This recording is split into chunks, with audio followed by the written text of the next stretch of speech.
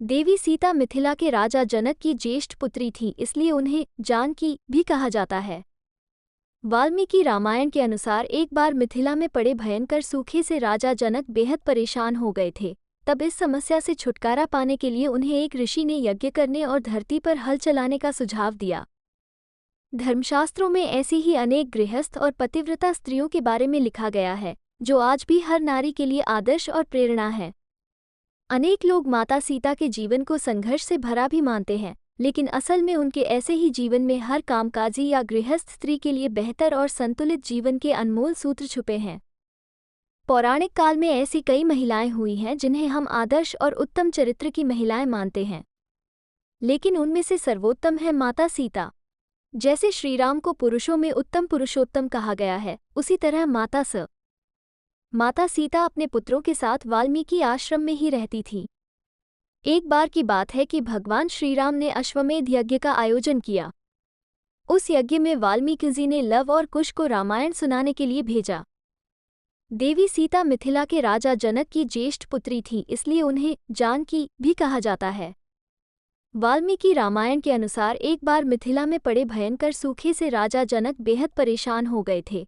तब इस समस्या से छुटकारा पाने के लिए उन्हें एक ऋषि ने यज्ञ करने और धरती पर हल चलाने का सुझाव दिया। धर्मशास्त्रों में ऐसी ही अनेक गृहस्थ और पतिव्रता स्त्रियों के बारे में लिखा गया है, जो आज भी हर नारी के लिए आदर्श और प्रेरणा है। अनेक लोग माता सीता के जीवन को संघर्ष से भरा भी मानते हैं, लेकिन असल में उनके ऐसे ही जीवन में हर कामकाजी या गृहस्थ स्त्री के लिए बेहतर और संतुलित जीवन के अनमोल सूत्र छुपे हैं। पौराणिक काल में ऐसी कई महिलाएं हुई हैं जिन्हें हम आदर्श और उत्तम चरित्र की महिलाएं मानते हैं, लेकिन उनमें से सर्वोत्तम है माता सीता। जैसे श्रीराम को पुरुषों में उत्तम पुरुषोत्तम कहा गया है, उसी तरह माता सीता अपने पुत्रों के साथ वाल्मीकि आश्रम में ही रहती थी। एक बार की बात है कि भगवान श्रीराम ने अश्वमेध यज्ञ का आयोजन किया। उस यज्ञ में वाल्मीकि जी ने लव और कुश को रामायण सुनाने के लिए भेजा। देवी सीता मिथिला के राजा जनक की ज्येष्ठ पुत्री थी, इसलिए उन्हें जानकी भी कहा जाता है।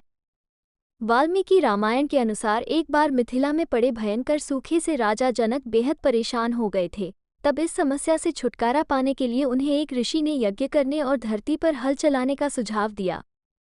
धर्मशास्त्रों में ऐसी ही अनेक गृहस्थ और पतिव्रता स्त्रियों के बारे में लिखा गया है, जो आज भी हर नारी के लिए आदर्श और प्रेरणा है।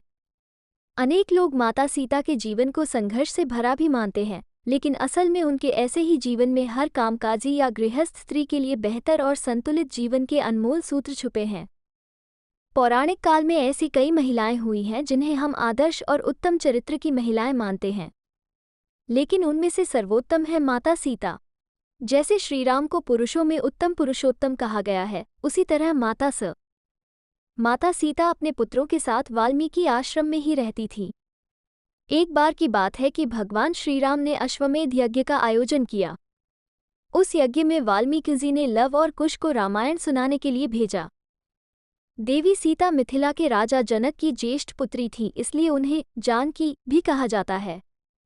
वाल्मीकि रामायण के अनुसार एक बार मिथिला में पड़े भयंकर सूखे से राजा जनक बेहद परेशान हो गए थे।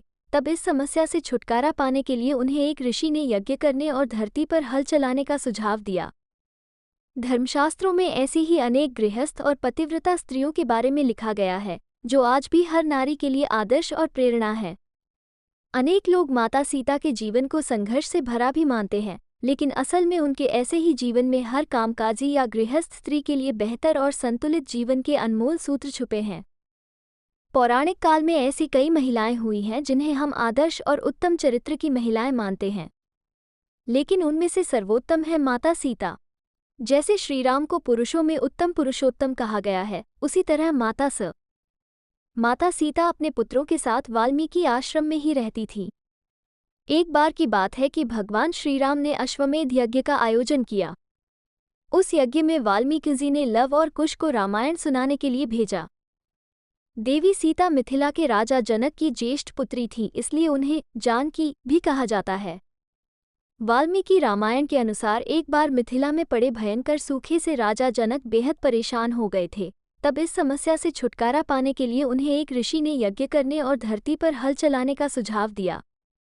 धर्मशास्त्रों में ऐसी ही अनेक गृहस्थ और पतिव्रता स्त्रियों के बारे में लिखा गया है, जो आज भी हर नारी के लिए आदर्श और प्रेरणा है। अनेक लोग माता सीता के जीवन को संघर्ष से भरा भी मानते हैं, लेकिन असल में उनके ऐसे ही जीवन में हर कामकाजी या गृहस्थ स्त्री के लिए बेहतर और संतुलित जीवन के अनमोल सूत्र छुपे हैं।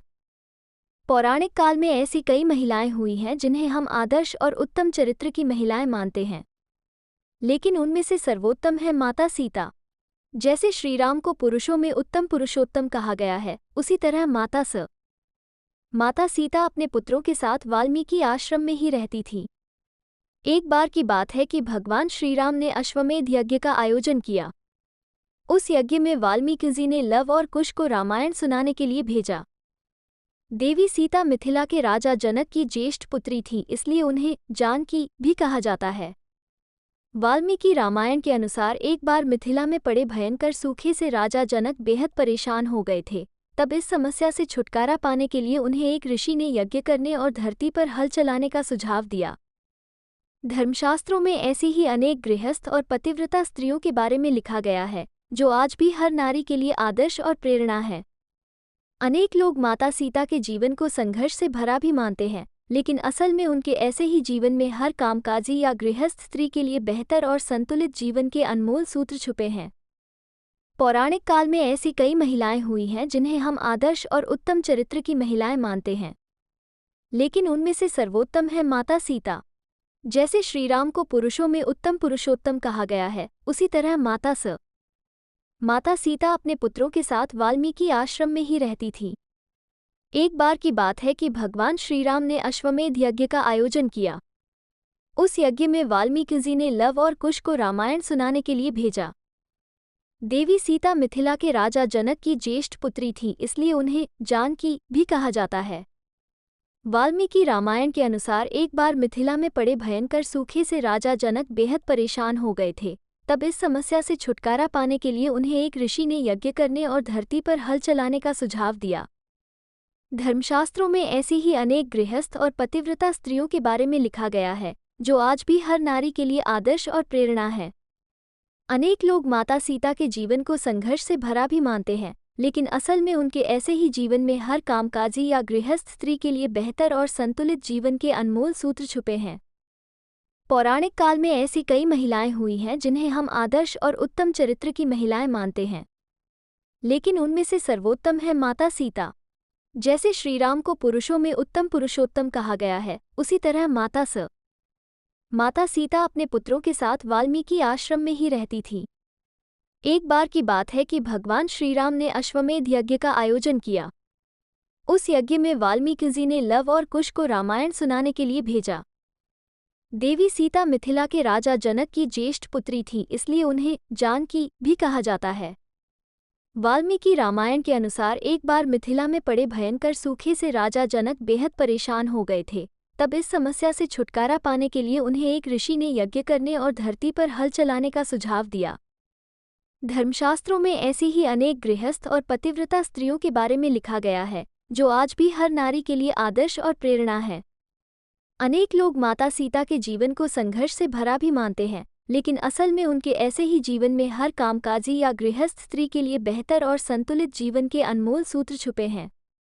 पौराणिक काल में ऐसी कई महिलाएं हुई हैं जिन्हें हम आदर्श और उत्तम चरित्र की महिलाएं मानते हैं, लेकिन उनमें से सर्वोत्तम है माता सीता। जैसे श्रीराम को पुरुषों में उत्तम पुरुषोत्तम कहा गया है, उसी तरह माता सीता अपने पुत्रों के साथ वाल्मीकि आश्रम में ही रहती थी। एक बार की बात है कि भगवान श्रीराम ने अश्वमेध यज्ञ का आयोजन किया। उस यज्ञ में वाल्मीकि जी ने लव और कुश को रामायण सुनाने के लिए भेजा।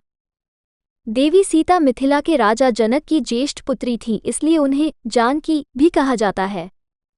वाल्मीकि रामायण के अनुसार एक बार मिथिला में पड़े भयंकर सूखे से राजा जनक बेहद परेशान हो गए थे। तब इस समस्या से छुटकारा पाने के लिए उन्हें एक ऋषि ने यज्ञ करने और धरती पर हल चलाने का सुझाव दिया।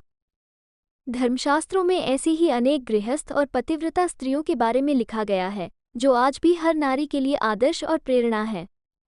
अनेक लोग माता सीता के जीवन को संघर्ष से भरा भी मानते हैं, लेकिन असल में उनके ऐसे ही जीवन में हर कामकाजी या गृहस्थ स्त्री के लिए बेहतर और संतुलित जीवन के अनमोल सूत्र छुपे हैं। पौराणिक काल में ऐसी कई महिलाएं हुई हैं जिन्हें हम आदर्श और उत्तम चरित्र की महिलाएं मानते हैं, लेकिन उनमें से सर्वोत्तम है माता सीता। जैसे श्रीराम को पुरुषों में उत्तम पुरुषोत्तम कहा गया है, उसी तरह माता सीता अपने पुत्रों के साथ वाल्मीकि आश्रम में ही रहती थी। एक बार की बात है कि भगवान श्रीराम ने अश्वमेध यज्ञ का आयोजन किया।